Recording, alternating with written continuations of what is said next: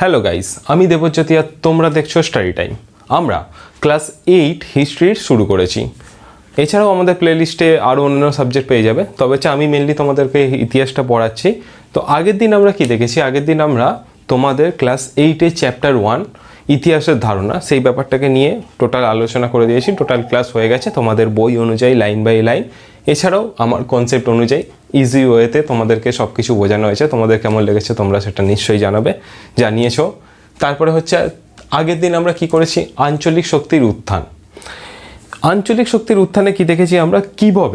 কিভাবে মুঘল সাম্রাজ্যের পতন হলো এবং মুঘল সাম্রাজ্যের পতনের জন্য ধীরে ধীরে মুঘল সাম্রাজ্য পতনের দিকে এগোচ্ছে আর ধীরে ধীরে আঞ্চলিক শক্তিগুলো শক্তিশালীভাবে গড়ে উঠছে, শক্তিশালী তাদের নবাব হচ্ছে। এই সকল ব্যাপারগুলো তোমাদেরকে বিস্তারিতভাবে জানিয়েছি। গোটা মুঘল সাম্রাজ্যের ম্যাপটা এঁকে দেখিয়েছি কিভাবে এই সিংহাসনটা দুর্বল হয়ে পড়ছে, অর্থাৎ এই সিংহাসন বলতে মুঘল সিংহাসন। সেখানে যারা শাসক আসছে, যেই মুঘল সম্রাটের আসছে, তারা কিভাবে উইক হচ্ছে এবং এই বাংলা, অযোধ্যা, তারপরে হচ্ছে হায়দ্রাবাদ, এই সব জায়গাগুলোর আঞ্চলিক শক্তিগুলো, এইগুলোর জায়গার নবাবগুলো, এখানের আঞ্চলিক শক্তিগুলো কীভাবে শক্তিশালী উঠছে, সেই সব ব্যাপারটা আগের ক্লাসে আমরা দেখেছি। আমরা আগের দিন হচ্ছে তোমাদের পেজ নাম্বার 18 পেজ নাম্বার 18 অবধি আগের দিন আমরা টোটালটা সব কিছু দেখেছি। এবং আজকে পেজ নাম্বার 18 থেকে, আগের দিন বাংলাটা মেনলি দেখা হয়েছে, হায়দ্রাবাদ, অযোধ্যা, এইগুলো থেকে, এই দেখো তোমাদের হচ্ছে চ্যাপ্টারে 18 নম্বর পাতা থেকে যেইখান থেকে রয়েছে, তো এইগুলোর উত্থান, এছাড়াও এরপর থেকে টোটাল ইতিহাসটা আজকের ক্লাসে আমরা কমপ্লিট করব।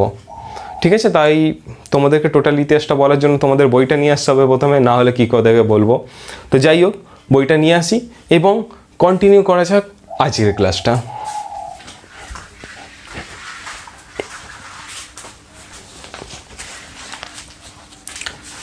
নিয়ে চলে এলাম তোমাদের বইটা। এরপরে তোমাদের বই অনুযায়ী কোথায় কি রয়েছে সেই দেখে এবং টোটাল একটু মজার মতন করে ইতিহাসটা আলোচনা করা যাক। প্রথমেই কোথাকার রয়েছে? পেজ নাম্বার 18ই রয়েছে, ঠিক লিখেছি। হায়দ্রাবাদ। তো হায়দ্রাবাদটা এখানে লিখে দিই বোর্ডে তোমাদের।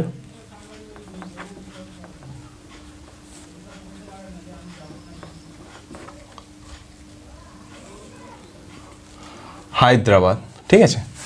অনেকদিন বাংলার সঙ্গে ডিকটাচ থাকার জন্য একটু আধটু বাংলার সমস্যা হতে পারে, তো তার জন্য কিছু মনে করো না। তো দেখো, এখানে হচ্ছে হায়দ্রাবাদের কথা বলতে গেলেই প্রথমে কার কথা বলতে হয়? প্রথমে কথা বলতে হয় যে হায়দ্রাবাদের নিজাম নামটার সঙ্গে আমরা সর্বাধিক পরিচিত, কিন্তু নিজাম নামের আগেও আরও একটা নাম আসে। সেই নামটা কি বলো তো? সেই নামটা হচ্ছে আসফ জাহ।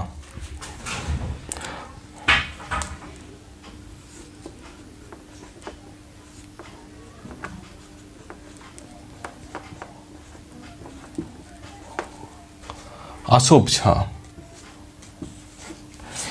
এই আসফ জাহরই হবে হচ্ছে হায়দ্রাবাদ। এই আসফ জাহের একটা নাম ছিল, সেই নামটা কি? কোথায় দেখি? তোমাদের এখানে লেখা রয়েছে বইতে, না আমি এক্সট্রা বলে যাচ্ছি।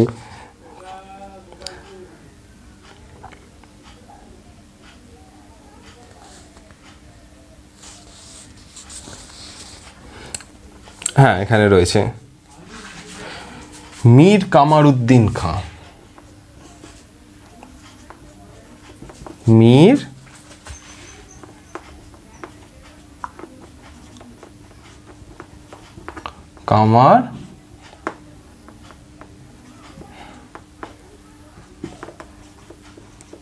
কামারউদ্দিন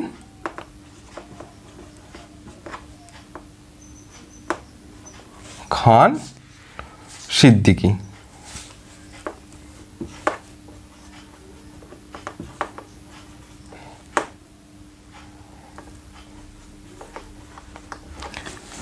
অর্থাৎ এখন অবধি কি জানতে পারলাম? এখন অবধি যেটা জানতে পারলাম, এইগুলো বলার পেছনে রিজন রয়েছে, অবশ্যই সেটা বললাম। আসফ জাহ, মীর কামারউদ্দিন খান সিদ্দিকী, এই দুজনই এক ব্যক্তি, ঠিক আছে। এরপর হচ্ছে যেই নামটার সঙ্গে আমরা সর্বাধিক পরিচিত, না তার আগে আর একটা নাম বলবো, সেটা কি? এখানে রয়েছে দেখি, চিনকুলিজ খাঁ। নামটা শুনেছো তো, চিনকুলিশ খাঁ, বেশ বলতেও ভালো লাগে।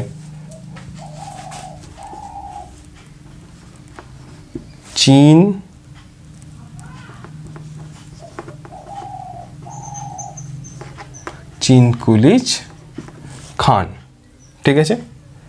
এটাও হচ্ছে এনারই আসফ জাহেরই উপাধি, ঠিক আছে।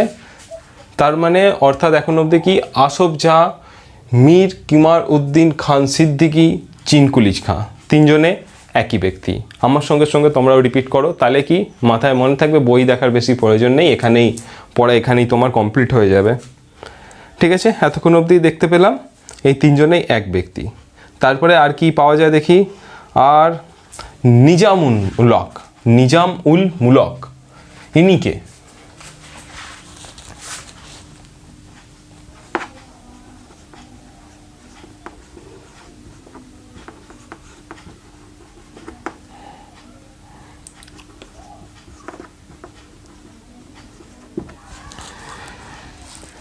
নিজাম উল মুলক ইনিও হচ্ছেন একই ব্যক্তি, অর্থাৎ এক ব্যক্তি অনেক নাম। তোমার হয় না স্কুলে যেই নাম, বাড়িতে অন্য নাম, আবার বন্ধুরা রাগানোর জন্য অন্য কিছু নাম বলে রাখে। তো এরকম হায়দ্রাবাদের যিনি নিজাম, তারই নাম হচ্ছে, তারই উপাধি হচ্ছে চিনকুলিশ খাঁ। মীর কামার উদ্দিন খাঁ সিদ্দিকী, এটাও তারই নাম, ঠিক আছে। এক ব্যক্তি অনেক নাম। তো ইনি হলেন হায়দ্রাবাদের প্রতিষ্ঠাতা। তো এবার আসা যাক আরও একটা জিনিসে, সেটা হচ্ছে কি,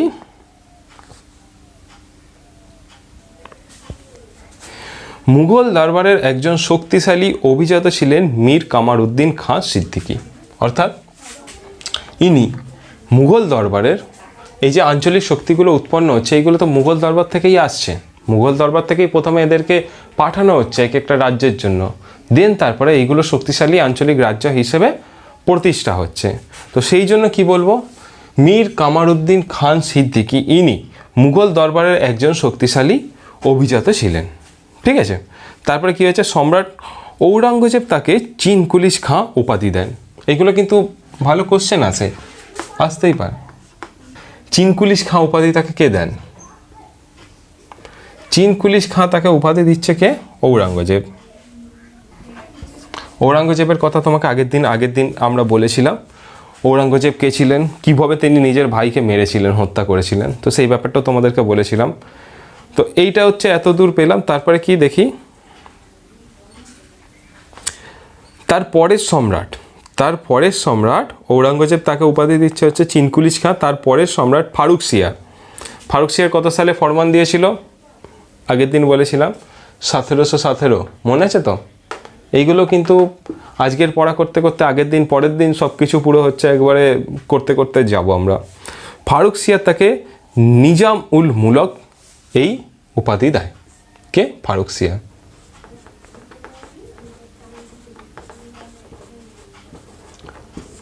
ঠিক আছে, কে দিচ্ছে? ফারুক সিয়া।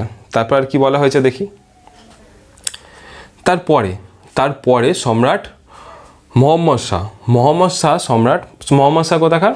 মুঘল সম্রাট মোহাম্মদ শাহ তাকে হচ্ছে এই আসফ জাহ উপাধি দিচ্ছে, ঠিক আছে। মোহাম্মদ শাহ তাকে আসফ জাহ উপাধি দিচ্ছে। তো এতটা হচ্ছে ক্লিয়ার হলো যে এই নামগুলো বারবার অন্য জায়গায় এলে আমরা কনফিউজ হয়ে যাই, দেন হচ্ছে এটাকে তো এটা না, এই তিনটে নাম আর হচ্ছে চারটেই নাম, উপাধি আর নাম মিলিয়ে ইনি একই ব্যক্তি, ইনি হায়দ্রাবাদের প্রতিষ্ঠা করছেন, ঠিক আছে। তো এটাই হচ্ছে ব্যাপার, মোরাল অফ দ্য স্টোরি। এতটা বলার পেছনে হচ্ছে এটাই যে তোমাকে এই নামগুলো মনে রাখতে হবে, আর প্রশ্ন যেই আসুক হায়দ্রাবাদের প্রতিষ্ঠা কে করেছে, ইনি করেছেন। নাম যেটাই আসুক, অপশানে যদি দিয়ে দেয় আলাদা তোমাকে কনফিউজ করার জন্য, যেন তুমি ভুল করো না। তো এটাই হচ্ছে ব্যাপার। এরপর এখানে কি দিয়েছে, এখানে বলেছে যে 1724 খ্রিস্টাব্দে হায়দ্রাবাদের প্রতিষ্ঠা করেন কে? আসফ জাহ অর্থাৎ নিজামুল প্রতিষ্ঠা করছে, হ্যাঁ। চিনকুলিশ খাঁ প্রতিষ্ঠা করছে হায়দ্রাবাদ, হ্যাঁ। মীর কুমার উদ্দিন খান সিদ্দিকী প্রতিষ্ঠা করছে, হ্যাঁ। আসফ জাহ প্রতিষ্ঠা করছেন, হ্যাঁ। আসলে একই লোক। ইনি প্রতিষ্ঠা করছে হায়দ্রাবাদ কত? 1724 খ্রিস্টাব্দে, ঠিক আছে। এতটা অবধি আমাদের পুরো ক্লিয়ার হয়ে গেল। তারপর কি বলা হয়েছে তোমাদের বইতে, মুঘল প্রাদেশিক শাসক মুবারিজ খান হায়দ্রাবাদের প্রায় স্বাধীন শাসকের মতনই ছিলেন। 1723 খ্রিস্টাব্দে আসফ জাহ মুবারিজ খানকে হারিয়ে দেন এবং পরের বছর নিজেই দক্ষিণাত্যের সুবেদার হয়ে হায়দ্রাবাদ অঞ্চলে নিজের আধিপত্য প্রতিষ্ঠা করেন। অর্থাৎ 1723 পর্যন্ত এখানে কিন্তু আসফ জাহ ছিলেন না। তিনি কাকে হারাচ্ছেন? তিনি হচ্ছে মুবারিজ খানকে হারিয়ে দিচ্ছে এবং তিনি হায়দ্রাবাদে নিজের আঞ্চলিক রাজ্যের উত্থান আমাদের টপিক, এই আঞ্চলিক রাজ্যটা প্রতিষ্ঠা করছে। ঠিক আছে, এতটা অবধি ক্লিয়ার। তারপরে কি বলা হচ্ছে দেখি। ক্রমে স্থায়ীভাবে হায়দ্রাবাদ থেকে প্রশাসন চালাতে থাকে তিনি অর্থাৎ নিজাম বা আসফ জাহ, তুমি যাই বলো না কেন। 1740 খ্রিস্টাব্দ থেকেই নিজাম শাসনে স্বাধীন হায়দ্রাবাদ রাজ্যের আত্মপ্রকাশ করে। অর্থাৎ 1740 আস্তে আস্তে সময় এগোচ্ছে, মুঘল সাম্রাজ্যের সিংহাসনে যে বসে রয়েছে তারা উইক হচ্ছে আর এরা শক্তিশালী হচ্ছে এবং 1740 আস্তে আস্তে একটা স্বাধীন আঞ্চলিক রাজ্য হিসেবে নিজের আত্মপ্রকাশ করে দিয়েছে। কিন্তু এখনও অফিসিয়ালভাবে এরা কখনো ডিক্লেয়ার করেনি যে আমরা মুঘল শাসন থেকে সম্পূর্ণভাবে ওর সঙ্গে আমার কোনো সম্পর্ক নেই। উপরে আছে সিংহাসনে, একটা ওই সম্মান দেওয়ার জন্য হ্যাঁ ওখানে আন্ডারে রয়েছে, ওনার খুতবা পড়ছে, কিন্তু যে কন্ট্রোল কোনো ছিল না। নিজের মতন স্বাধীনভাবে চালাচ্ছে দেশ, এই রাজ্য, আঞ্চলিক রাজ্য নিজের মতন স্বাধীনভাবে চালাচ্ছে। ঠিক আছে, এটাই হচ্ছে মোরাল অফ দ্য স্টোরি। এখানে এতটা কিছু বলার মধ্যেকার কথা হচ্ছে এইটাই, আত্মপ্রকাশ করে। ঠিক আছে, তারপরে কি বলা হয়েছে? আনুষ্ঠানিকভাবে মুঘল কর্তৃত্বকে হায়দ্রাবাদ অস্বীকার করেনি। এই একটু আগেই বললাম যেটা তোমাকে, মুঘল সম্রাটের নামেই হায়দ্রাবাদের মুদ্রাগুলি চলত। অর্থাৎ মুঘল সম্রাটের যেই মুদ্রা প্রচলন করেছে সেই মুদ্রাগুলোই এখানে হচ্ছে ব্যবহার করা হচ্ছে, এখানে চালানো হচ্ছে। নিজাম নিজের কোনো এখনও মুদ্রা প্রচলন করেনি, নিজের মুদ্রা বানিয়ে যে আলাদাভাবে সব কিছু চালাবে করেনি। তো এটাই হচ্ছে ব্যাপার। হ্যাঁ, ইংরেজরা করেছে, এরপরই আসবো যখন, তখন তোমাদেরকে বলবো যে ইংরেজরা কিভাবে করলো। এমনকি সম্রাটের নামে খুতবাও পাঠ করা হতো, এটাও বলে দিয়েছি। তবে বাস্তবে প্রশাসনের সমস্ত গুরুত্বপূর্ণ কাজ নিজাম স্বাধীনভাবেই চালাতেন, মুঘল সম্রাটের কাছে কোনো খবরাখবর পৌঁছাতো না। অর্থাৎ কি, মুঘল শাসন কাঠামো, যেমন তোমাকে বললাম যে পাবজি গেম, আগের দিন যেটা বলছিলাম যে পাবজি গেম যেমন আপডেট করতে হয় তেমন হচ্ছে সাম্রাজ্যকেও আপডেট করতে হয়, যেটা হচ্ছে মুঘল সাম্রাজ্যের দিল্লির সিংহাসনে যারা বসেছিল তারা পারছিল না। তাই জন্য কি ওই শাসন কাঠামো তো একেই উনি পারছেন না। উনি যদি পারতেন তাহলে কি এই স্বাধীন রাজ্যগুলো সৃষ্টি হতো না। এই স্বাধীন রাজ্যগুলো সৃষ্টি হচ্ছে এবং এরা কি করছে, এরা হচ্ছে নিজের শাসন কাঠামোগুলোকে নিজের মতন করে সাজাচ্ছে বা চালাচ্ছে, সেইগুলোর সঙ্গে আর কোনো সম্পর্ক রাখছে না। তো যাই হোক, এখানে তারপরে কি হয়েছে, কতদূর পড়লাম আমরা? হ্যাঁ, স্বাধীনভাবেই চালাতেন। আর হচ্ছে কোনো কিছু মুঘল সম্রাটের কাছে এই সব ব্যাপারে খবরাখবর, যে দৈনন্দিন আছে বলে খবরাখবর, কত টাকার কাজ হচ্ছে কি সব কিছু হিসেব নিকেশ, এইসব পাঠানোরও কোনো আর ব্যাপার ছিল না। কিন্তু আনুষ্ঠানিকভাবে যে ওনাদের অস্বীকার করে দিয়েছে যে মুঘল সম্রাটের সঙ্গে আমার কোনো পক্ষ নেই, সব কিছু বিচ্ছেদ, তো সেটাও করেনি। তো তারপর এখানে কি বলা হচ্ছে তোমাদের বই অনুযায়ী দেখা যাও। হায়দ্রাবাদি প্রশাসনে আনুষ্ঠানিকভাবে মুঘল কাঠামো বজায় থাকলেও ভিতরে বেশ কিছু পরিবর্তন করা হয়েছিল। যেমন জায়গিরগুলি ক্রমে বংশগত হয়ে গিয়েছিল, প্রশাসনে অনেক নতুন লোক যুক্ত হয়েছিল। বস্তুত হায়দ্রাবাদে প্রশাসনিক ক্ষমতা বিকেন্দ্রীকরণ হয়েছিল, অর্থাৎ জায়গিরগুলো বংশানুক্রমিক করে দিয়েছিল। তারপরে হচ্ছে আনুষ্ঠানিকভাবে মুঘল কাঠামো বজায় থাকলেও যে আনুষ্ঠানিকভাবে কি, যে হ্যাঁ মুঘল শাসন কাঠামো ওরা যেরকম বজায় রেখেছিল সেটাকে বজায় রেখেছে, কিন্তু ভেতরে সব কিছু পাল্টে দিয়েছে। নিজেদের সৈন্যবাহিনী সব কিছুকে আপডেট করছে এরা, সেই আপডেট অনুযায়ী এরা নিজের মতন করে, হায়দ্রাবাদের নিজাম নিজের মতন করে নিজের শাসন কাঠামো চালাচ্ছে। আর এতটাই হচ্ছে তোমাদের হায়দ্রাবাদ সম্পর্কে এখানে বলা রয়েছে। তো যাই হোক, হায়দ্রাবাদ হচ্ছে এখানে কমপ্লিট হলো। এরপরে হচ্ছে অযোধ্যার সম্পর্কে আমরা কিছু দেখে নিই। ডাস্টারটা নিয়ে আসি, পুঁছি, নাহলে কোথায় দেখব। এবার আসছি হচ্ছে আমরা অযোধ্যায় কি বলা হয়েছে তোমাদের বইতে দেখে নিই। 1722 মধ্যে এটা স্বশাসিত স্বাধীন আঞ্চলিক শক্তি হয়ে গেছিল, নিজেরাই শাসন করছে, মুঘল সম্রাটকে কোনো কিছু খবর পাঠাচ্ছে না, এরকম ব্যাপারটা হয়ে গেছিলো। আর এখানে সবথেকে বেশি গুরুত্বপূর্ণ ভূমিকা কে পালন করছে? সদাত খান। দেখো সদাত খান নামটা কিন্তু তোমরা মনে রাখবে। তো এখানে কি বলা হয়েছে দেখা যাক। 1722 খ্রিস্টাব্দে সদাত খানের নেতৃত্বে অযোধ্যায় একটি শক্তিশালী আঞ্চলিক শক্তি হিসেবে গড়ে ওঠে। অর্থাৎ সদাত খানের নেতৃত্বে, সদাত খান কিন্তু নবাব নয়, এইটা সবসময় খেয়াল রাখবে যে অযোধ্যার নবাবকে সদাত খান না, সদাত খানের নেতৃত্বে অযোধ্যা একটি শক্তিশালী আঞ্চলিক শক্তি হিসেবে গড়ে ওঠে।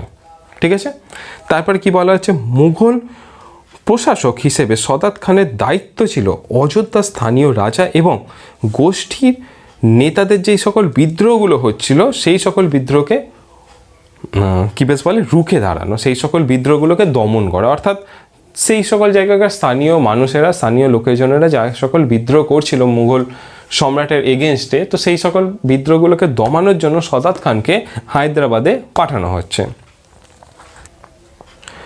আর এই সকল বিদ্রোহগুলো দমন করানোর জন্য দ্রুতই কি করা হচ্ছে, দ্রুতই মুঘল সম্রাট মোহাম্মদ শাহ, অর্থাৎ সদাত খান যখন এখানে আসছে তখন মুঘল সিংহাসনে বসে রয়েছে কে, তখন মুঘল সিংহাসনে বসে রয়েছে মোহাম্মদ শাহ। মোহাম্মদ শাহ সদাত খানকে কি, এটা হচ্ছে বুরহান উল মুলক, লিখে দিই এখানে কি উপাধি দিচ্ছে,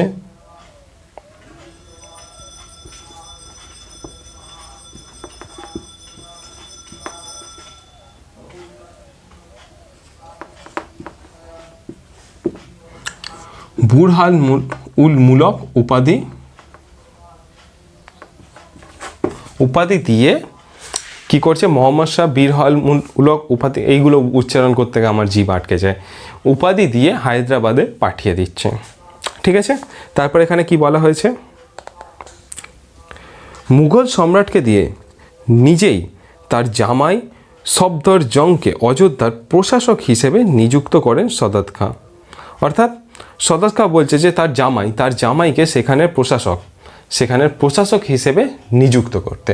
অযোধ্যার প্রশাসক তাহলে কে হচ্ছে? সদাত খাঁ কিন্তু কি হচ্ছে, সদাত খাঁ প্রশাসক নয়, সদাত খাঁকে পাঠানো হচ্ছে। সেই সকল ব্যাপারগুলো মেনলি ক্ষমতা সদাত খাঁর হাতে, সেইগুলো সদাত খাঁ হচ্ছে নিজে না দাঁড়িয়ে অন্যজনকে, নিজের জামাইকে সেখানের প্রশাসক হিসেবে ঘোষণা করতে বলছে। কি নাম তার? হচ্ছে সফদরজং।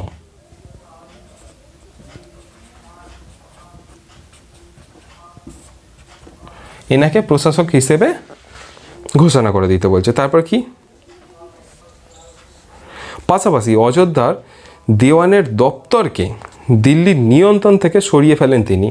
অর্থাৎ দেওয়ানের যেই সকল দপ্তরগুলো রয়েছে সেইগুলো দিল্লি থেকে ডিটাচ করছে, সব কিছুকে নিজেই শক্তিশালী হিসেবে আত্মপ্রকাশ করছে, সেখানে দিল্লির সঙ্গে সম্পর্ক রাখছে না, সেই প্রশাসনিক দপ্তরকেও তিনি সরিয়ে ফেলে। তারপরে কি, অযোধ্যার রাজস্ব বিষয়ক কোনো খবরাখবরই আর মুঘল কোষাগারে পাঠাতেন না তিনি। অর্থাৎ হচ্ছে এই জায়গায় তিনি রাজস্ব কীভাবে চালাচ্ছেন, নিজের রাজস্ব কীভাবে আদায় করছেন, ট্যাক্স ফ্যাক্স এইসবের খবরাখবর আর মুঘল দরবারে তিনি কোনোভাবেই কোনোরূপ পাঠাচ্ছেন, অর্থাৎ নিজের মতনভাবে নিজে এখানে চালাচ্ছেন, শক্তিশালী হয়ে গেছেন। ওখান থেকে এসছে ঠিকই, কিন্তু নিজে শক্তিশালীভাবে আত্মপ্রকাশ করছে। আর ওখানে দেখছে যে কিছুই মুঘল দরবারে চারিদিকে গণ্ডগোল ভাঙনের পথে এগিয়ে যাচ্ছে, তো সেখানে আর কিছু পাঠানোর প্রয়োজন মনে করছেন না তিনি, এবং তিনি পাঠাচ্ছেন না বলে যে মুঘল সম্রাট যে এনার বিরুদ্ধে কোনো অ্যাকশন নিতে পারছে না, কারণ হচ্ছে সেখানটা দুর্বল হয়ে পড়েছে, যা করছে তিনি আর কি করবেন। তো এই হচ্ছে এখানে ব্যাপার। তো দেন তারপর তোমাদের বইতে কি বলা হয়েছে দেখা যাও। সদাত খান জায়গির ব্যবস্থাতে আঞ্চলিক অনভিজাত লোকেদেরও অন্তর্ভুক্ত করেন। অর্থাৎ জায়গির ব্যবস্থাতে তিনি এতদিন কি ছিল, অভিজাতদেরই খালি হচ্ছে নিযুক্ত করাতে, তিনি অনভিজাতদেরও নিযুক্ত করছেন। অযোধ্যার অঞ্চলে ব্যবসা বাণিজ্য খুবই উন্নত ছিল। এটা একটা খুবই গুরুত্বপূর্ণ প্রশ্ন, অযোধ্যায় কি ব্যবসা বাণিজ্য উন্নত ছিল কি ছিল না, যদি তোমাদের আসে, ছিল। সদাত খানের সমর্থক এক নতুন শাসক গোষ্ঠী তৈরি হয় অযোধ্যায়। অর্থাৎ সদাত খান সমর্থন করছে এবং এক নতুন শাসক গোষ্ঠী তৈরি হচ্ছে অযোধ্যায়। এখানে তোমাদেরকে যেটা বলবো, সদাত খান কিন্তু এখানের শাসক নয়। এটা আবারও বলে দিলাম, এই জায়গাটা অনেক আমার স্টুডেন্ট ভুল করেছে, তো এই জন্য তোমাদেরকেও বলছি যে এই জায়গায় ভুল করবে না, এটা মাথায় কিন্তু রাখবে, ঠিক আছে। তো দেন তারপরে কি বলা হচ্ছে দেখি, তাদের মধ্যে ভারতীয় মুসলমান, আফগান, হিন্দুরা ছিল সংখ্যায় বেশি। এই যে তিনি শাসক গোষ্ঠী তৈরি করছেন সেখানে এরা বেশি ছিল।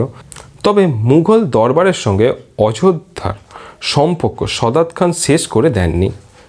ওই আগেরটার মতনই, বাংলার মতন কিংবা হচ্ছে তোমার হায়দ্রাবাদের মতন এটা আনুষ্ঠানিকভাবে যে তিনি করে দেবেন যে আমি আজ থেকে এখানে স্বাধীন নবাব, মুঘল শাসনের আর আমার উপর কোনো অধিকার নেই, তো তিনি এই ঘোষণাটা করেননি, কেউই করছে না। যেই সকল আঞ্চলিক শক্তিগুলো এসছে দেখো একদিন তো এরাই মুঘল সম্রাট বা মুঘল শাসন কাঠামোর সঙ্গেই যুক্ত ছিল, তারা চলে এসছে, কিন্তু একটা টান রয়ে গেছে, হয়তো এটাই কারণ ছিল যাই জন্য তারা এই সম্পর্ক বিচ্ছেদ করছে না আনুষ্ঠানিকভাবে। হ্যাঁ, আমরা ওখান থেকে এসেছি, আমাদের উপরে উনি রয়েছেন, তা একটা কৃতজ্ঞতা বলো বা ভালোবাসা বলো কিংবা একটা টান রয়ে গেছিলো, তো তার জন্যই হয়তো স্বীকার করিনি। এই নিয়ে ঐতিহাসিক ব্যাখ্যা কোনো কিছু লেখা নেই, তো আমার মতামত বা এটাই হতে পারে। তোমাদের মতামত কি, কেন তারা বিচ্ছেদ সম্পর্ক ছিন্ন করে দিচ্ছে না? তোমার মতামত কিছু থাকলে তুমি অবশ্য কমেন্ট বক্সে জানিও।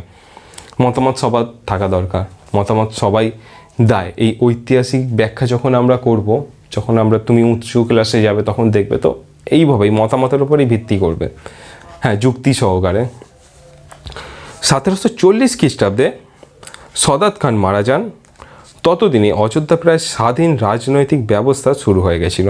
সদাত খান মারা যাচ্ছেন, একদিন জন্মেছে, মারা তো যাবেনি, তো কবে? 1740-এ। আর তারপর থেকে স্বাধীন রাজ্য হিসেবেই আত্মপ্রকাশ করতে থাকে। তবে আনুষ্ঠানিকভাবে সমস্ত কিছুতেই মুঘল সাম্রাজ্যের কর্তৃত্ব অস্বীকার করা হতো না। অর্থাৎ ওপরে একজন আছে, হ্যাঁ ঠিক আছে, এটাই ব্যাপার। আনুষ্ঠানিকভাবে যে সব কিছু ত্যাগ করে দিচ্ছি, ওনার সঙ্গে কোনো সম্পর্ক নেই, এই ব্যাপারটা করছে না। তো দেন তারপরে তোমাদের বইতে কি বলা হয়েছে দেখা যাক। 1754 খ্রিস্টাব্দে সফদরজং মারা যাচ্ছেন। সফদরজংকে যিনি ছিলেন, যাকে সিংহাসনে বসিয়েছিলেন, তিনি মারা যাচ্ছেন। তারপর তার ছেলে সুজাউদ্দৌলা অযোধ্যার শাসক হন। ইনি গুরুত্বপূর্ণ ভূমিকা পড়বে পরবর্তী ইতিহাসে। সুজাউদ্দৌলা কোথাকার নবাব? সুজাউদ্দৌলা কোথাকার নবাব? সুজাউদ্দৌলা অযোধ্যার নবাব। নামটা লিখে দিই।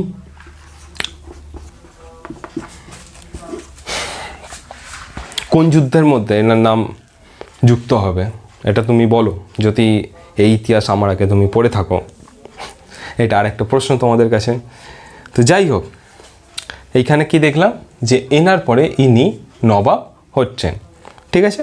তারপরে কি বলা হয়েছে, 1764 খ্রিস্টাব্দে বক্সার যুদ্ধের আগে প্রায় 10 বছর পর্যন্ত অযোধ্যার সুজাউদ্দৌলারই আন্ডারে ছিল। অর্থাৎ বক্সার যুদ্ধের আগে অবধি সুজাউদ্দৌলার আন্ডারেই এই অযোধ্যা ছিল। বক্সার যুদ্ধ কবে? 1764, ঠিক আছে। বক্সার যুদ্ধ নিয়ে আমাদের পার্টিকুলার বক্সার যুদ্ধ কীভাবে হয়েছে আমরা কলেজে পড়ানোর জন্য এটা পড়িয়েছিলাম।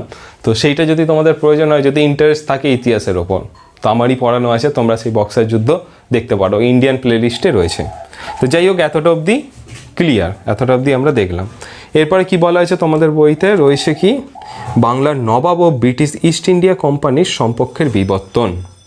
অর্থাৎ এখানে এটাই বলা হবে যে তোমাদের ইস্ট ইন্ডিয়া কোম্পানি তো এন্টার করছে, ইস্ট ইন্ডিয়া কোম্পানি এন্টার করছে বলে কিন্তু এত ঝামেলা। এই যে আঞ্চলিক শক্তিগুলো উত্থান হবে, এই আঞ্চলিক শক্তিগুলোকে কে ভাঙবে?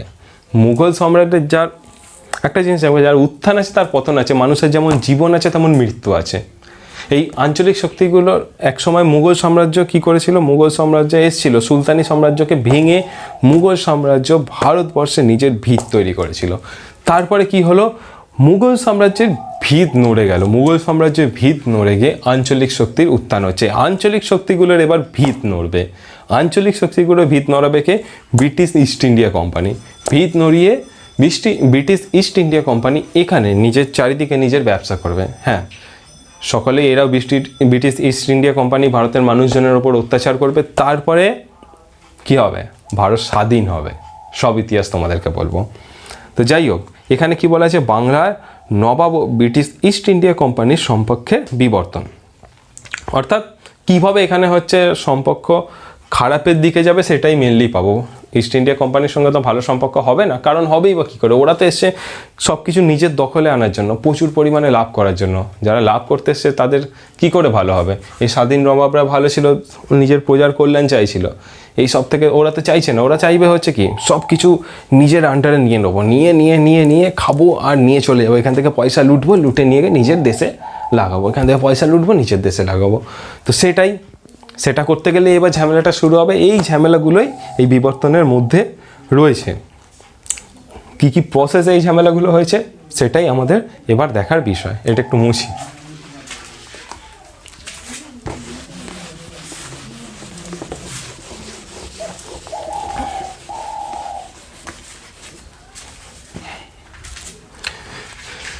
তোমাদের বইতে যেটা বলা হয়েছে, মুর্শিদ কুলি খানের সময় বাংলার বিভিন্ন ইউরোপীয় বণিক বাণিজ্যিক কোম্পানি ব্যবসা করতে আসতো। ঠিক আছে, ইউরোপে যে শুধু ব্রিটেন এসেছিলো, ইংল্যান্ড এসেছিলো এরকম ব্যাপারটা নয়, ওলন্দাজ এসেছিলো, ফরাসিরা এসেছিলো, সবাই এসেছিলো। আস্তে আস্তে চলে গেছে, কিন্তু সবথেকে বেশি ক্যাপচার করে রেখেছিল কারা? এই ইস্ট ইন্ডিয়া কোম্পানি। ঠিক আছে, তো এইটা হচ্ছে একটা ব্যাপার, যে এই কনসেপ্টটা মাথায় রেখে দাও, যে শুধু কেবল যে ইস্ট ইন্ডিয়া কোম্পানি এসেছিলো আর কেউ আসেনি এরকম ব্যাপারটা নয়। তার মধ্যে কি বলা হচ্ছে, সেগুলির মধ্যে, আমি আগে বলে ফেলেছি, বইতেও তাই লেখা রয়েছে, যাই হোক, সেগুলির মধ্যে ব্রিটিশ, ওলন্দাজ ও ফরাসি কোম্পানি ছিল, আর এরাই ছিল সবথেকে বেশি শক্তিশালী। এরা ছাড়াও আরও ছোটোখাটো ব্যবসা করতে তো সবাই আসবে। যাই হোক, এদের মধ্যে আবার ব্রিটিশ ইস্ট ইন্ডিয়া কোম্পানি বাণিজ্যিক উদ্যোগ ছিল সবথেকে বেশি। নবাব হিসেবে মুর্শিদ কুলি খাঁ বিদেশি বণিকদের সঙ্গে সচরাচর বিরোধিতায় যেতেন না, কিন্তু নিজের অধিকার ও কর্তৃত্ব যাতে কোনোভাবে বিদেশি কোম্পানির দ্বারা ক্ষুণ্ণ না হয় সে বিষয়ে নবাব সচেতন ছিলেন। বাস্তবে মুর্শিদ কুলি খানের সঙ্গে ব্রিটিশ কোম্পানির সম্পর্ক প্রভাবিত হয়েছিল ফারুক সিয়ারের ফরমান দ্বারা। অর্থাৎ কি, মুর্শিদ কুলি খাঁয়ের কথা বলা হচ্ছে, হ্যাঁ, তিনি ব্রিটিশ ইস্ট ইন্ডিয়া কোম্পানির সঙ্গে সচরাচর বিরোধে যেতে চাইতেন না। কারণ কি, তিনি দেখছেন যে ট্রেডিং করতে এসছে, বিজনেস করতে এসছে, আসুক, ব্যবসা করুক, আমার তাতে কি, আমাকে তো ট্যাক্স দেবে, ব্যবসা করতে হচ্ছে ট্যাক্স দেবে, আমি ট্যাক্স পেয়ে যাব, ব্যবসা করবে, মাল বিক্রি করতে এসছে, মাল বিক্রি করে দেবে, আমাকে আমার ট্যাক্স দিয়ে দেবে, আমার ট্যাক্স দিয়ে আমি আমার রাজস্ব চালাবো, আমি আমার আঞ্চলিক শক্তিকে চালাবো, তাতে আমার সমস্যা কি, চলে যাবে। কিন্তু ব্রিটিশ ইস্ট ইন্ডিয়া কোম্পানির উদ্দেশ্য সেটা ছিল না। তার কি ছিল, সাম্রাজ্য দখল করা, সেই দিকেই তিনি তারা এগোবে, তো এটাই হচ্ছে করবে। আর এই সব কিছু সম্পর্কে তিনি বিবাদে যেতেন না। কিন্তু বিবাদে গেলেন কেন, তার প্রথম সূত্র কি, ফারুক সিয়ারের ফরমান। এখানেও যেটা বলা হয়েছে, ফারুক সিয়ার কি 1717 সালে কি করছে, দস্তক নামক একটা পত্র দিয়ে দিচ্ছে। এই নিচেই বোধহয় এটাই লেখা ছিল, যাক আমি বলে নিই, দিয়ে তারপর তোমাদের এটা পড়ে হচ্ছে দেখবো কি বলা রয়েছে।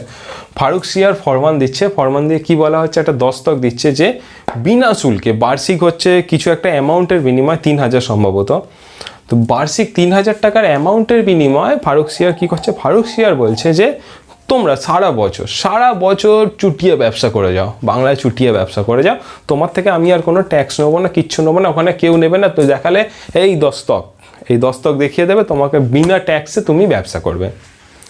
বিনা ট্যাক্সে ব্যবসা করলে কি হবে,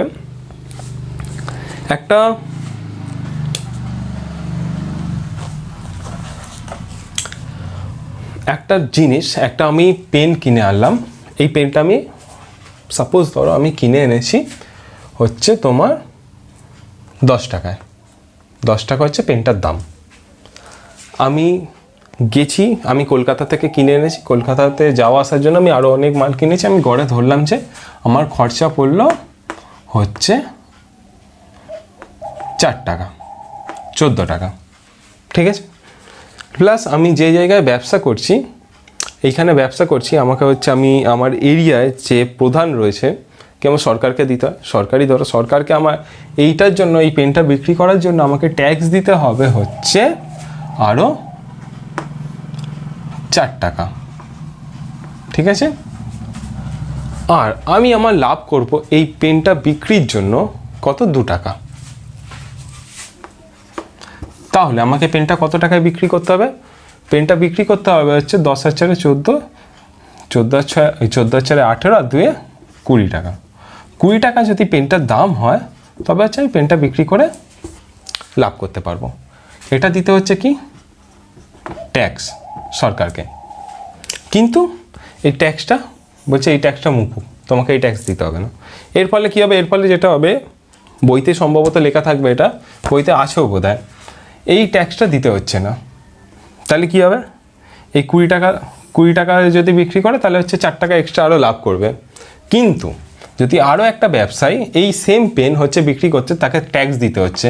তাকে কি 10 টাকা কিনে আনলো, 4 টাকা গাড়ি ভাড়া পড়লো, 4 টাকা ট্যাক্স দিতে হচ্ছে, আর হচ্ছে 2 টাকা নিজে লাভ করবে। এরও দাম হচ্ছে 20 টাকা। ঠিক আছে, এরও দাম হলো 20 টাকা। এটা হচ্ছে লোকাল ব্যবসায়ী। আর এটা হচ্ছে ব্রিটিশ ইস্ট ইন্ডিয়া কোম্পানি, এটা হচ্ছে লোকাল ব্যবসায়ী। ঠিক আছে, এরও 20 টাকা খরচা পড়লো, এরও হচ্ছে 20 টাকা খরচা পড়তো, কিন্তু হচ্ছে ট্যাক্সের ছাড়। তাহলে এর খরচা পড়লো কত? এখানে হচ্ছে 16 টাকা। ঠিক আছে, একে ট্যাক্স দিতে হচ্ছে, এর 20 টাকা পড়ে যাচ্ছে লাভ ফাভ নিয়ে। তো এখানে কি হবে, এবার কি হবে যে যদি এই মালটা 16 টাকার টোটাল হচ্ছে খরচা পড়ছে, তোমার হচ্ছে যদি 18 টাকাও বিক্রি করে তবুও এর হচ্ছে লাভ। কিন্তু এই যদি 18 টাকা বিক্রি করে এর কি লাভ হবে? এর কোনোভাবেই লাভ হবে না। তো এই ব্যাপারটা কি হবে যে এই করে দেশীয় লোকেদের বেশি দামে বিক্রি করতে হবে, এবং হচ্ছে ইস্ট ইন্ডিয়া কোম্পানি কম দামে মালটা বিক্রি করবে।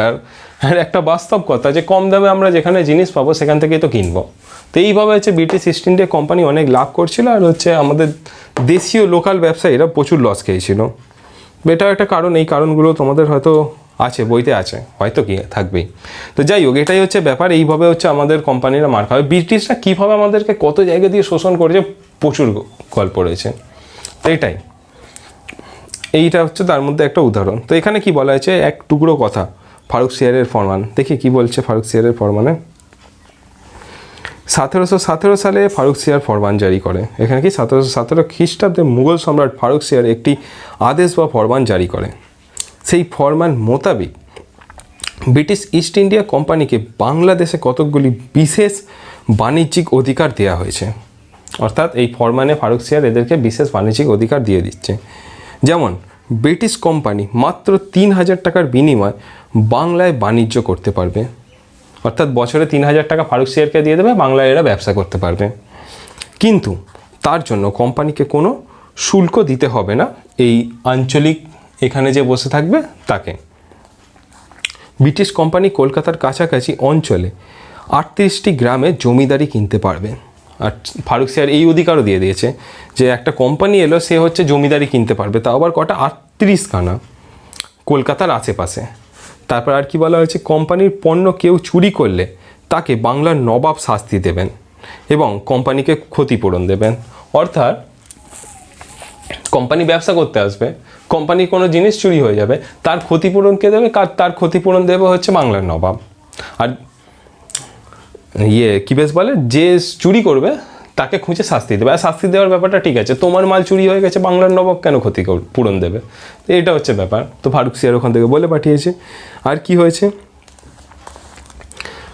কোম্পানির জাহাজের সঙ্গে অনুমতিপত্র থাকলেই সেই জাহাজকে অবাধে বাণিজ্য করতে দেয়া হবে, কোনো ট্যাক্স নেবে না। তাছাড়া বাংলার নবাবের মুর্শিদাবাদের টাকশাল প্রয়োজন মতন বাংলার কোম্পানি ব্যবহার করতে পারবে। এই ইস্ট ইন্ডিয়া কোম্পানি টাকশালটাও ব্যবহার করবে। তো যাই হোক, এই কতকগুলো যুক্তিহীন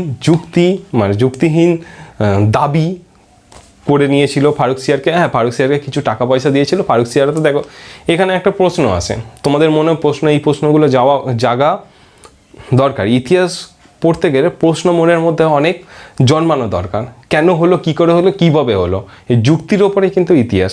এই যে ফারুক সিয়ার ফরমান দিয়ে দিল, কেন হঠাৎ করে ফারুক সিয়ার ফরমান দিয়ে দিল?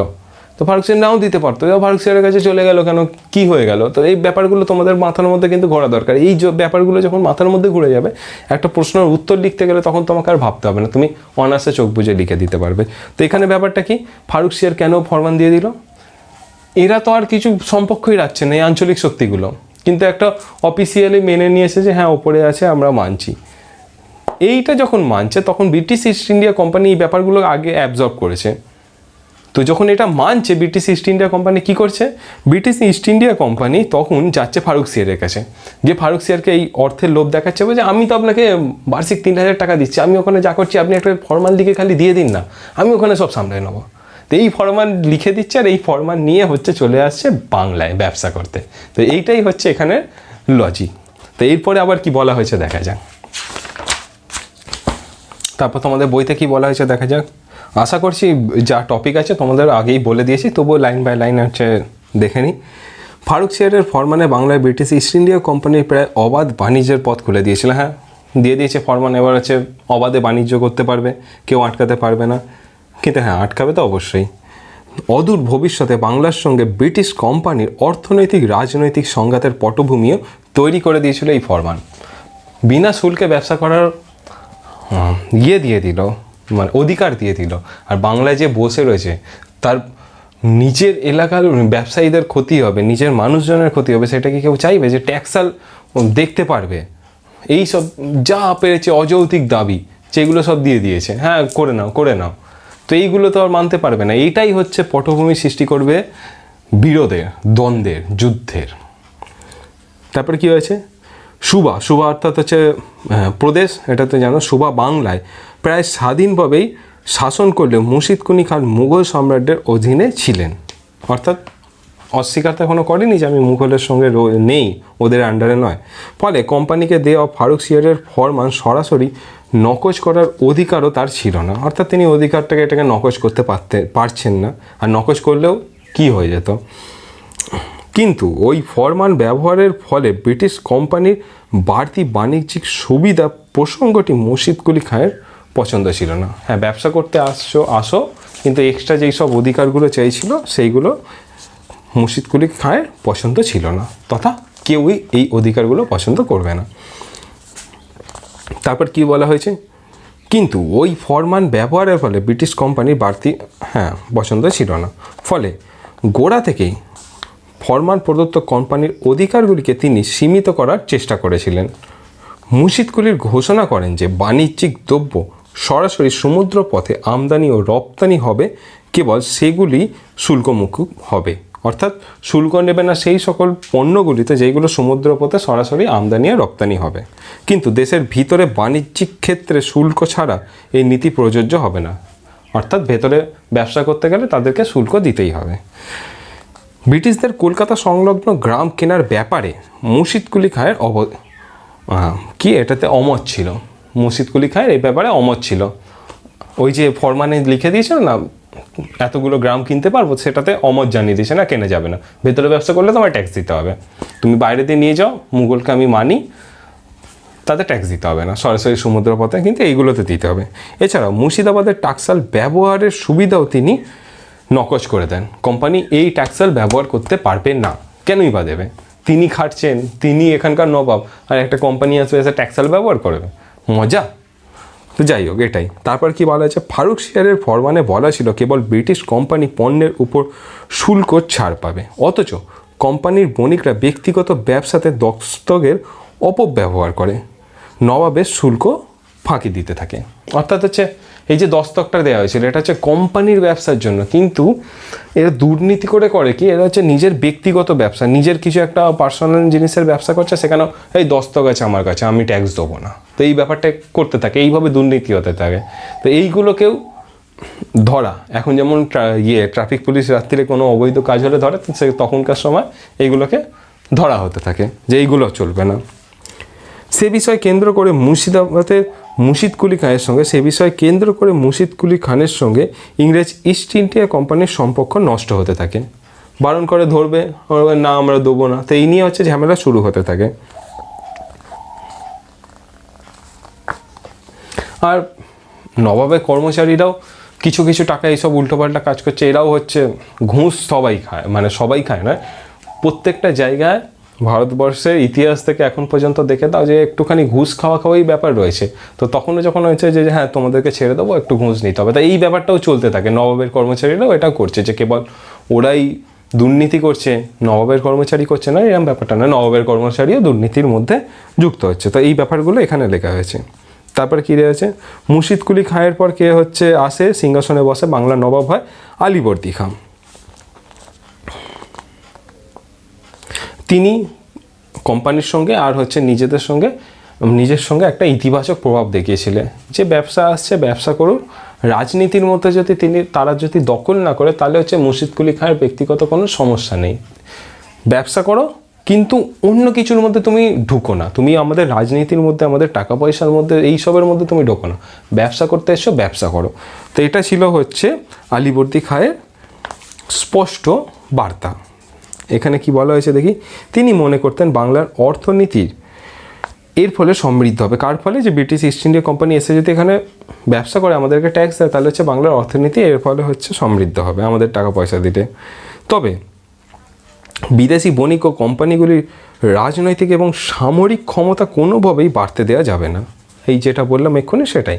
আলীবর্দী খেয়াল রাখতেন যে ওই বণিকেরা কেবল ব্যবসায়ী হিসেবেই বাংলায় থাক, নবাবের সার্বভৌম ক্ষমতার বিরোধী হিসেবে বিদেশি বণিক কোম্পানির উত্থান যাতে না হয়। ঠিক আছে, তিনি এটাই চাইছেন। তার জন্য তিনি কী করছেন, আলীবর্দী সজাগ থাকতেন সর্বদা।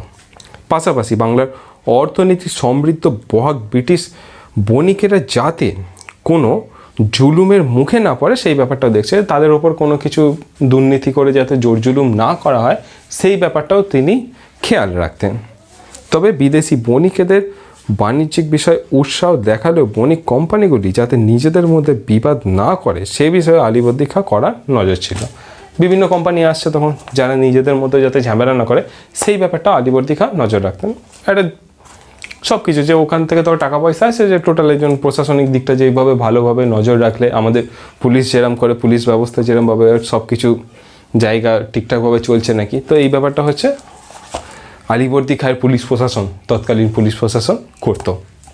এই পুলিশ প্রশাসন কিন্তু তখন বলা হতো না, মানে তার যেই কর্মচারী, সামরিক কর্মচারী, দেখো সব কিছু আপডেট হতে হতে নাম খালি পরিবর্তন হয়। সামরিক কর্মচারী যা করতো পুলিশ প্রশাসন কাজ করতে, হ্যাঁ একটু আপডেট হতে এই ব্যাপারগুলো এসছে। তো যাই হোক, আসা যাক এখানে টপিকে। হ্যাঁ, ব্রিটিশ বণিকেরা কী করেছে, ব্রিটিশরাও করেছিল, এটা ফরাসিরাও করেছিল। ব্রিটিশরা কলকাতায় দুর্গ নির্মাণ করছিল এবং ফরাসিরা হচ্ছে চন্দ্রনগরে দুর্গ নির্মাণ করছিল, দুজনকেই বারণ করা হয়েছিল। ফরাসিরা তো মেনে নিয়েছিল কিন্তু ব্রিটিশরা মেনে নেয়নি। তো এখানে বলা হচ্ছে যে ব্রিটিশরা যেই দুর্গ নির্মাণ করছে এইসবের কোনো প্রয়োজন নেই, তোমরা ব্যবসা করতে এসো, ব্যবসা করো, তোমাদের রক্ষা করার দায়িত্ব আমার, তোমরা কেন দুর্গ নির্মাণ করছো, এই নিয়ে হচ্ছে বিবাদের শুরু হয়েছিল। তো এরপরে দেখা যাক কি বলা হচ্ছে। 1744 খ্রিস্টাব্দে মারাঠা আক্রমণের সময় আলীবর্দী খাঁ ব্রিটিশ কোম্পানি থেকে 30 লক্ষ টাকা দাবি করেছিল, কিন্তু সেই টাকা দিতে অস্বীকার করেছিল ব্রিটিশ কোম্পানি। তারপরে 1748 খ্রিস্টাব্দে ব্রিটিশ কোম্পানি আর্মেনীয় বণিকদের একটি জাহাজ আটকে রাখে। এর ফলে আলীবর্দীর সঙ্গে তাদের সংঘাত শুরু হয়ে যায়, ব্রিটিশ কোম্পানির সঙ্গে আলীবর্দী খানের সংঘাত শুরু হয়ে যাচ্ছে। শেষ পর্যন্ত ব্রিটিশদের বিরুদ্ধে কঠোর ব্যবস্থা নেওয়ার ভয় দেখিয়ে আর্মেনীয় জাহাজগুলোকে আলীবর্দী খাঁ রক্ষা করেছিল, যে তুমি ছেড়ে দাও, না হলে তোমাকে কিন্তু এর ফল খুব খারাপভাবে ভোগ করতে হবে। তো এটাই হচ্ছে ব্যাপার।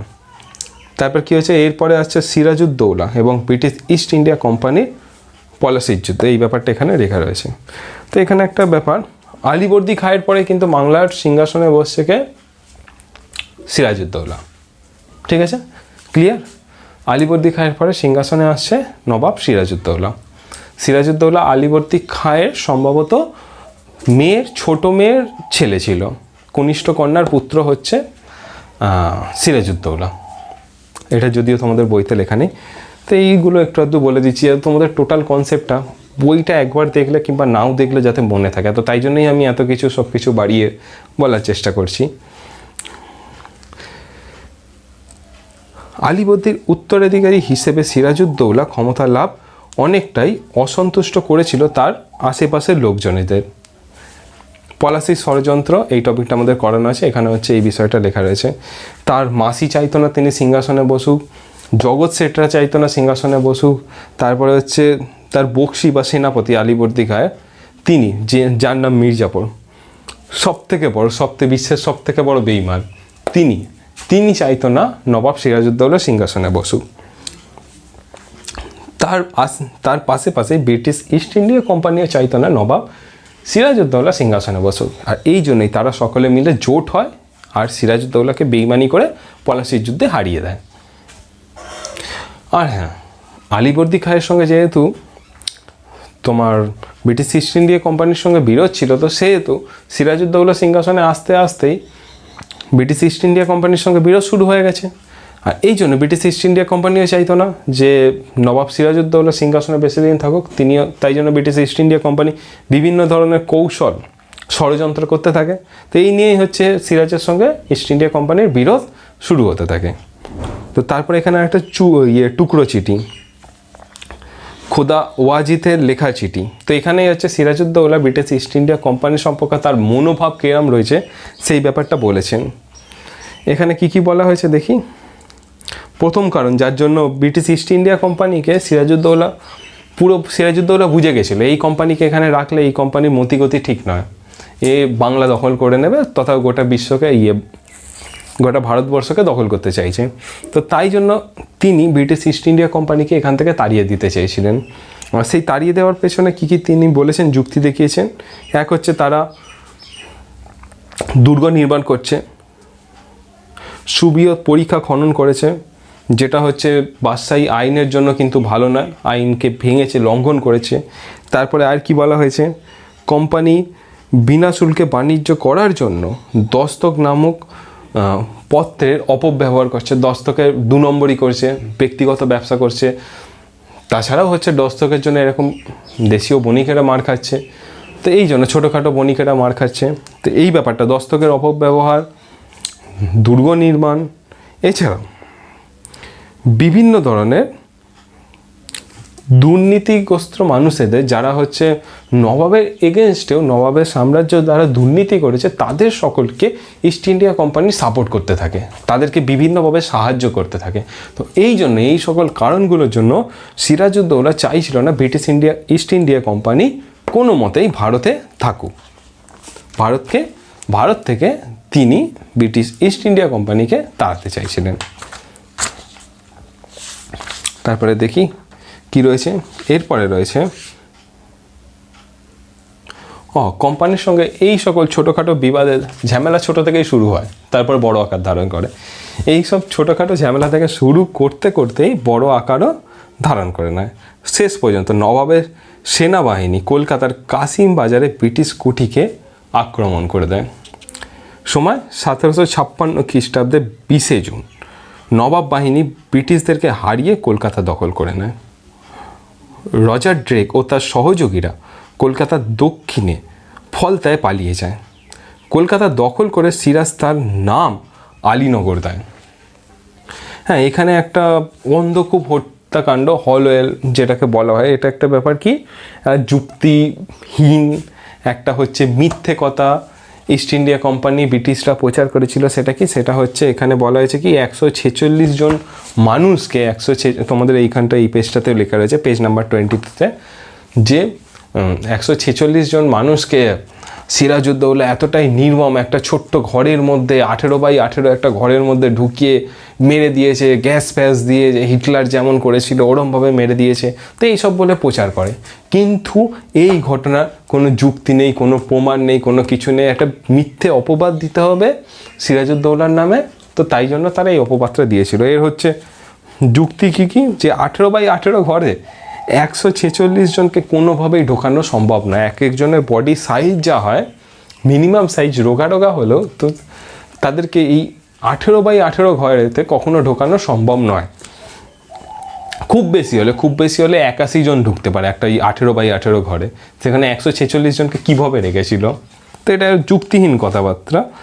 তো কিন্তু তারা, একটা মানুষের যদি 2 ফুটও শরীরে সাইজ হয় তো তাহলে কী করে হচ্ছে হবে, তো এটা হচ্ছে সম্ভব নয়। তো তবু মিথ্যে কথা বলা তো ব্রিটিশদের প্রথম থেকে এটাই ছিল, তো তাই হচ্ছে মিথ্যে কথা বলে এইটাকে অন্ধকূপ হত্যা বলে তারা চালিয়ে গেছে। তো অক্ষয় কুমার দত্ত এটাকে সব কিছু বলেছে যে এরকম নয়, ব্যাপারটা প্রমাণ দিয়েছেন, বিভিন্ন যুক্তিতর্কের উপর নির্ভর করে ইতিহাস তৈরি হয়। তো প্রমাণ দিয়েছেন, তো দেখিয়ে দিয়েছেন যে এরকম ব্যাপারটা নয়, তারা যুক্তিহীন মিথ্যে কথা বলেছিল।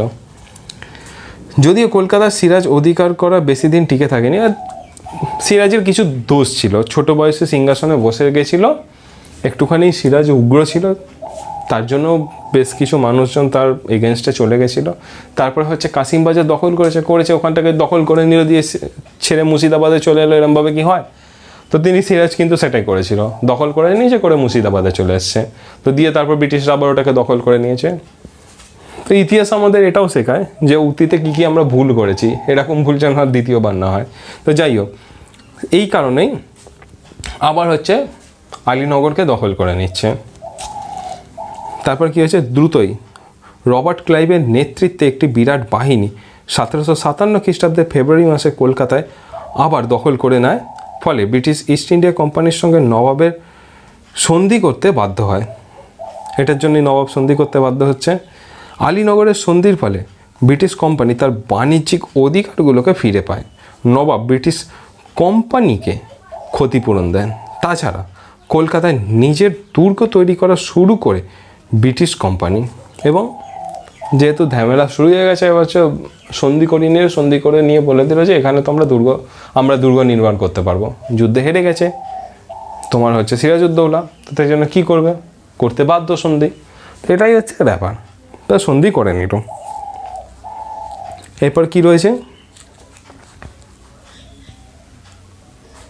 এমনকি নিজেদের শিক্ষা বা মুদ্রা তৈরি করার ক্ষমতাও পেয়েছে। নিজেদের নামে এবার, যেটা হচ্ছে এই আঞ্চলিক শক্তিগুলো করেনি, এবার নিজেদের নামে হচ্ছে ব্রিটিশরা মুদ্রা চালু করছে। বাস্তবে আলীনগরের সন্ধি বাংলার নবাবের পক্ষে অসম্মানের ছিল, এবং ব্রিটিশ কোম্পানির পক্ষে এটা সুবিধে ছিল যে ব্রিটিশ কোম্পানি দেখেছে এটা আমরা ব্যবসা করতে এসে আমরা নিজেদের এখানে অধিকার স্থাপন করছি, মানুষজনকে ভয় দেখানোর জন্য এটা দরকার, আমরা এখানকার পরবর্তী রাজা, আমরা এখানে পরবর্তী ক্ষমতার অধিকারী হব। তো এটা দেখানোর জন্য ওদের একটা সবথেকে ভালো উপায় ছিল। আর নবাবের অপমান, একটা কোম্পানি এসে তোমাকে হারিয়ে দিয়ে চলে গেল, তুমি কী করলে? দাঁড়িয়ে দেখলে? তো এটাই হচ্ছে ব্যাপার। তো এটা অসম্মানের ছিল হচ্ছে নবাবের জন্য, আর ওদের জন্য ছিল হচ্ছে এটা একটা গর্বের। ক্রমেই ব্রিটিশ কোম্পানি আর সিরাজের মধ্যে অবস্থান আরও স্পষ্ট হতে থাকে। এবার যুদ্ধের সম্ভাবনা তো অবশ্যম্ভাবী হবেই।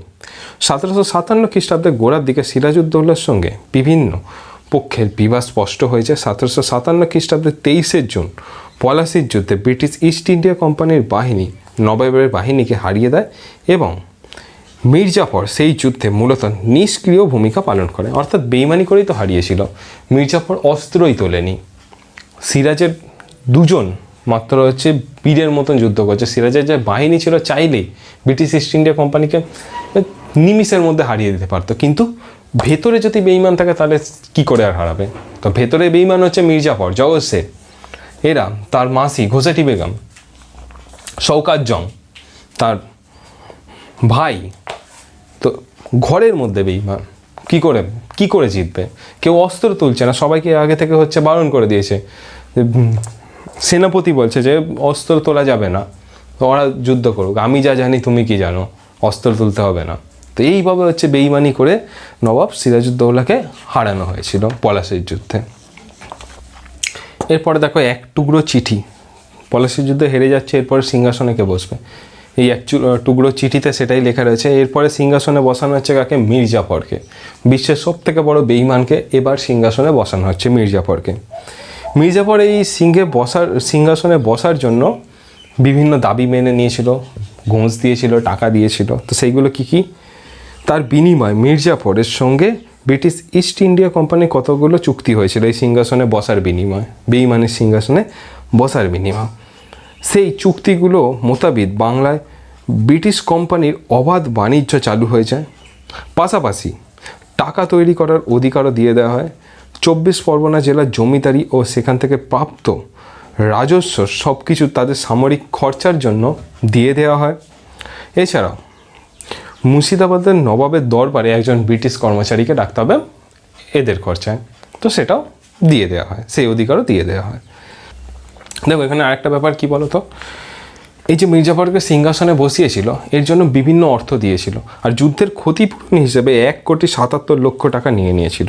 এছাড়াও রবার্ট ক্লাইভকে, এটা হচ্ছে অফিসিয়ালি নিয়েছিল, এরপর হচ্ছে রবার্ট ক্লাইভকে আর অন্যান্য কর্মচারীদেরকে মীর জাফর প্রচুর টাকা ঘুষ দিয়েছিল।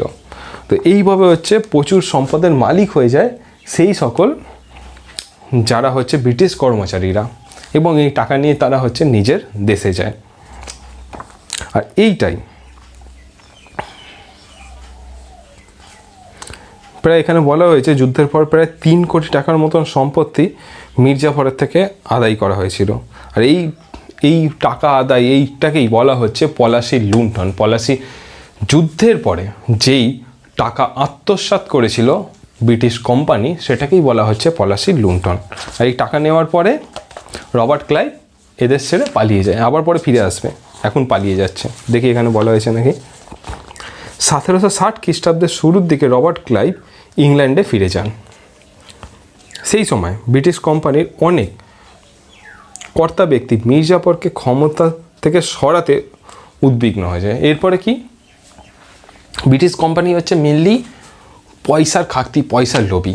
মীর জাফর থেকে টাকা নিচে আরও টাকা নেবো, মীর জাফর দিতে পারছে না। নির্বিচারে সব মানুষের, গরিব মানুষ থেকেই তো সব ট্যাক্সটা তুলে নিয়ে গিয়ে ওরা দিচ্ছে। নির্বিচারে শোষণ শুরু করে দিয়েছে।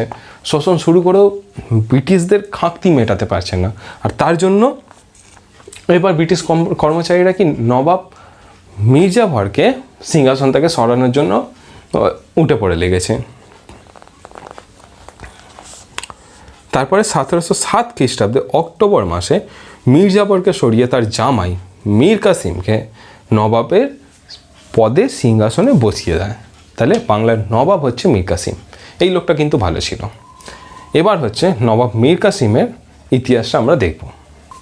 এই ভিডিওটা অনেকটা বড় হয়ে যাচ্ছে বলে মীর কাসিমের ভিডিওটা আমরা এর নেক্সট পার্টে নিয়ে আসছি। লিঙ্ক ডেসক্রিপশন বক্সেই রয়েছে বা এন্ড স্ক্রিনে তোমরা পেয়ে যাবে, তখন থেকে দেখে পরেরটায় ক্লিক করে নাও। তো মীর কাসিমের ইতিহাস হচ্ছে সেখান থেকে তোমরা দেখে নাও। পরেরটাই পুরো হচ্ছে চ্যাপ্টার ওয়াইজ আমরা পুরোটা কমপ্লিট করে দেবো।